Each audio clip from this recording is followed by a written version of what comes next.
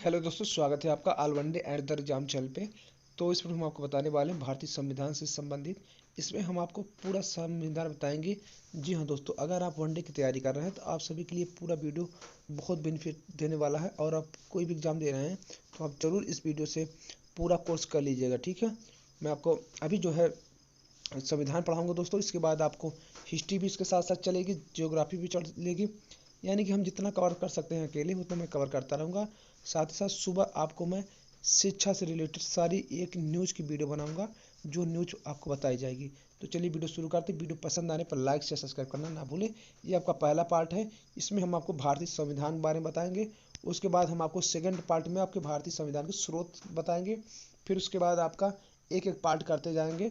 फिर आपका राष्ट्रपति, उपराष्ट्रपति, न्यायालय, सारी चीज़ें हम बताते चलेंगे।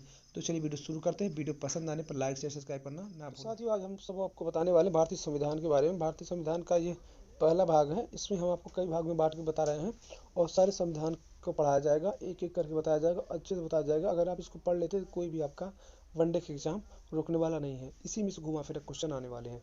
तो चलिए हम आपको शुरू करते हैं और बताते हैं संविधान के विषय में पहले भाग में। तो इसके बारे में बता दोस्तों कि अगर आपको कोई पूछ ले या एग्जाम में आ जाए कभी कि संविधान होता क्या है, तो संविधान जो होता है दोस्तों, वह देश का सर्वोच्च कानून होता है। इसमें किसी देश की राजनीति और समाज को चलाने वाले जो मौलिक कानून होते हैं उसी को हम संविधान कहते हैं। अगला देखते हैं दोस्तों। हम थोड़ा स्पीड में बताएंगे इसलिए समय का अभाव रहता है, आप लोग कम देखते हैं वीडियो, बड़ी वीडियो। तो देखिए, दूसरा का आपका देखेंगे धारा। अगर कोई पूछे धारा क्या होता है, अनुच्छेद। तो ये किसी दस्तावेज का खास हिस्सा होता है, खास भाग होता है, उसी को हम धारा कहते हैं। ठीक है, धारा या अनुच्छेद। अगर आप देखेंगे तो तीसरे में आपको लिखा है संविधान संशोधन। अगर सुने होंगे आप कि संविधान संशोधन किया जाता है किसी भी कानून बनाने के बाद। ठीक है, कोई सा भी आप संविधान बनता है तो संशोधन जब करते हैं तो ये संविधान संशोधन होता है। देश की सर्वोच्च विधायी संस्था जो होती है उसके द्वारा जो किया जाता है संशोधन या बदलाव किया जाता है, उसी को हम संविधान संशोधन कहते हैं। किसके द्वारा किया जाता है? देश की जो सर्वोच्च विधायी संस्था होती है, यानी कि संसद हो कह लीजिए, लोकसभा, राज्यसभा। और जो राज्यों में होता है वो विधानसभा, विधान परिषद के द्वारा होता है। ठीक है, अगला आप देख सकते हैं कि ये देखें आप, लिखा संविधान एक लिखित दस्तावेज है जिसके द्वारा कुछ नियम, विधि, उपविधि बनाए गए हैं जो देश पर समान रूप से लागू होते हैं। ठीक है, आगे आप देखें, इसमें लिखा संविधान निर्माण। देखिए, संविधान का निर्माण संविधान सभा द्वारा किया गया था। अगर कोई पूछ लेता है संविधान सभा का निर्माण किसके द्वारा किया गया था, तो संविधान सभा का निर्माण संविधान सभा द्वारा किया गया था। आगे आप देखें संविधान सभा क्या होती है। तो संविधान सभा जो थी जनप्रतिनिधियों की वह सभा है जो संविधान लिखने का कार्य करती है।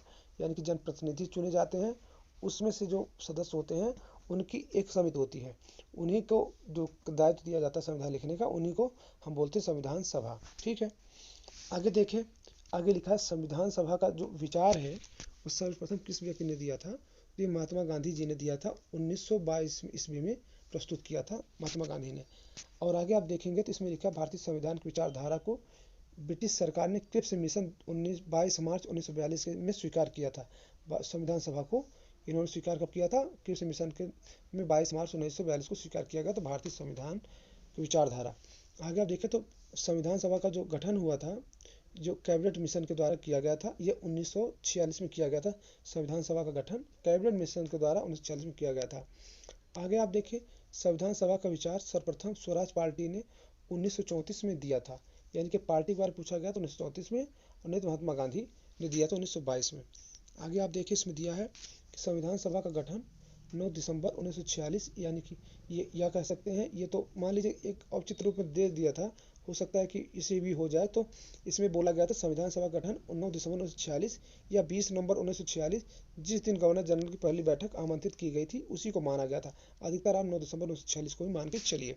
ठीक है, आगे आप देखिए, इसमें लिखा है संविधान सभा की पहली बैठक कब हुई थी? तो संविधान सभा की जो पहली बैठक हुई थी वह 9 दिसंबर 1946 ईस्वी को काउंसिल चैम्बर के पुस्तकालय में हुई थी, संविधान सभा की पहली बैठक। आगे आप देखिए, सभा के जो बुजुर्ग सदस्य थे सच्चिदानंद सिन्हा जी को वह अस्थायी अध्यक्ष बनाए गए थे। अस्थायी अध्यक्ष कौन चुने गए थे? तो वह सच्चिदानंद सिन्हा को बनाया गया था। ठीक है, आगे आप देखें, जो लिखा है मुस्लिम लीग ने इस बैठक का बहिष्कार किया था और अलग पाकिस्तान के लिए बिल्कुल अलग संविधान सभा की मांग की गई थी। ठीक है, यहीं से उठ गया था संविधान सभा की अलग मांग, इन्होंने प्रारंभ कर दिया था मुस्लिम लीग ने। आगे आप देखें, संविधान सभा के पहले अस्थायी अध्यक्ष सच्चिदानंद सिन्हा 9 दिसंबर 1946 में बनाए गए थे। कब बनाए गए थे? 1946 में। और फिर आगे आप देखें तो 11 दिसंबर 1946 को डॉक्टर राजेंद्र प्रसाद संविधान सभा के अस्थायी अध्यक्ष बनाए गए थे। ये अस्थायी अध्यक्ष बन गए थे डॉक्टर राजेंद्र प्रसाद।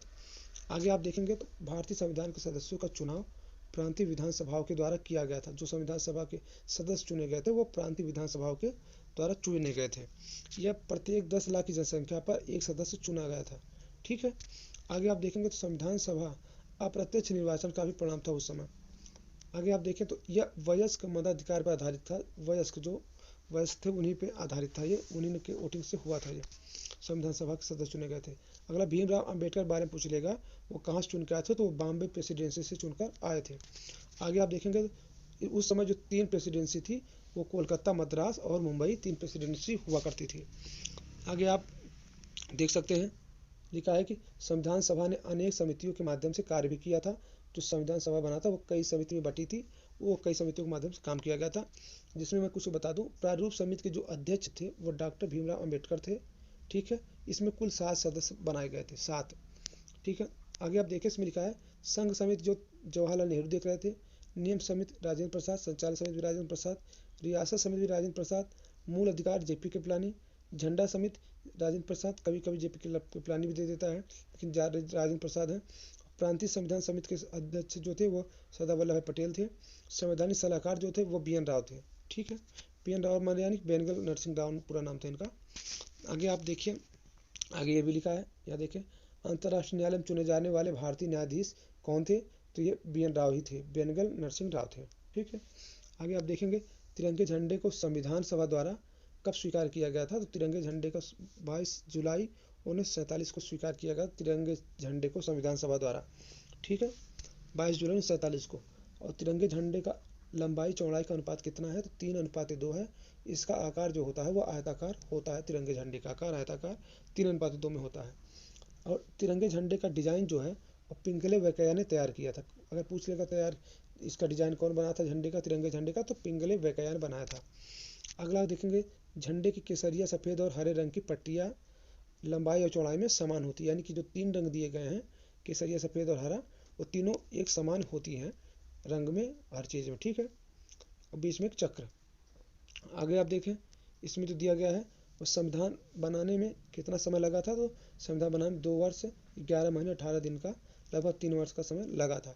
इसमें जो टोटल लागत आई थी संविधान बनाने में वह कुल 63,97,729 रुपये की कुल लागत आई थी। आगे आप देखिए इसमें क्या लिखा है कि भारतीय संविधान सभा द्वारा 26 नवंबर 1949 को स्वीकार कर लिया गया था। कब? तो 26 नवंबर 1949 को संविधान का स्वीकार किया गया था संविधान सभा द्वारा। आगे आप देखें भारतीय संविधान प्रभावी कब से हुआ था?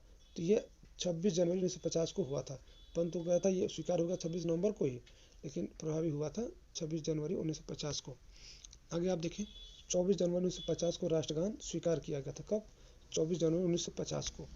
आगे देखें राष्ट्रगान जो है कौन लिखा था? तो राष्ट्रगान जो है रविन्द्रनाथ टैगोर जी ने लिखा था। ठीक है। आगे आप देखेंगे राष्ट्रगान पहली बार कब गाया गया था? तो राष्ट्रगान पहली बार 1911 में, दिसंबर 1911 में गाया गया था। कब? यह दिल्ली दरबार के समय गाया गया था जब जॉर्ज पंचम भारत आए थे, उसी समय यह राष्ट्रगान गाया गया था। ठीक है। और अगला है आपका राष्ट्रीय गीत वंदे मातरम सुजलाम सुफलाम मलयज शीतलाम, इसके रचयिता कौन है?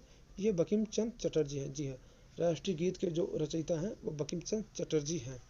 आगे आप देखेंगे तो रविन्द्रनाथ टैगोर एकमात्र ऐसे कवि हैं जिन्होंने 2 देशों के लिए राष्ट्रगान लिखे हैं। तो ये कौन है? रविन्द्रनाथ टैगोर, जिन्होंने भारत और बांग्लादेश दोनों के लिए राष्ट्रगान लिखे हैं। ठीक है। आगे आप देखें इसमें आमार सोनार बांग्ला जो 1971 में बांग्लादेश के आज़ाद होने पर वहाँ का राष्ट्रगान बना था, उसके लिखना रचयिता थे आमार सोनार के रविन्द्रनाथ टैगोर। आगे आप देखें अंतरिम सरकार कब गठित की गई थी भारत में? तो वह 24 अगस्त 1946 को अंतरिम सरकार गठित की गई थी। आगे आप देखेंगे 2 सितंबर 1946 को पहली बैठक इसकी की गई थी। ठीक है। आगे आप देख लीजिए इसमें जो प्रमुख बनाए गए थे वो गवर्नर जनरल थे। ठीक है। आगे उपाध्यक्ष जो बनाए गए थे वो जवाहरलाल नेहरू थे। संचार जिसको दिया गया था वो अब्दुल रब अंतर थे। ठीक है। आगे आप देखेंगे तो गृह सूचना और प्रसारण मंत्रालय दिया गया था सरदार वल्लभ भाई पटेल जी को, और रक्षा विभाग दिया गया था बलदेव सिंह को। वित्त मंत्रालय दिया गया था लियाकत अली को। उद्योग एवं आपूर्ति दिया गया था डॉक्टर जॉन मथाई को। शिक्षा विभाग दिया गया था चक्रवर्ती राजगोपालचारी को। खाद्य एवं कृषि विभाग दिया गया था राजेंद्र प्रसाद को। और रेलवे दिया गया था अरुण आसफ अली को। श्रम विभाग जगजीवन राम को दिया गया था। वाणिज्य दिया गया था आई.आर. चुंदरीकर को दिया गया था। ठीक है, आगे आप देखेंगे तो विधि जो दिया गया था विधि मंत्रालय जोगेंद्र नाथ मंडल को दिया गया था। और स्वास्थ्य विभाग जो दिया गया था वह गजानतर अली खां को दिया गया था। और कार्य खान एवं बंदरगाह सी.एच. भाभा जी को दिया गया था। ठीक है, अगर आपको वीडियो पसंद आई हो तो लाइक करें, शेयर करें, सब्सक्राइब करना ना भूलें। अपने सभी दोस्तों के बीच पहुंचा दें इसको। और देखिए इसका जो अगला भाग है वो आपका है भारतीय संविधान के स्रोत। इसको हम सेकंड भाग में देखेंगे। ठीक है, इसी तरीके हम आपको पूरा सिलेबस कंप्लीट कराएंगे। बहुत बहुत धन्यवाद। पसंद है तो लाइक सब्सक्राइब करना ना भूलें।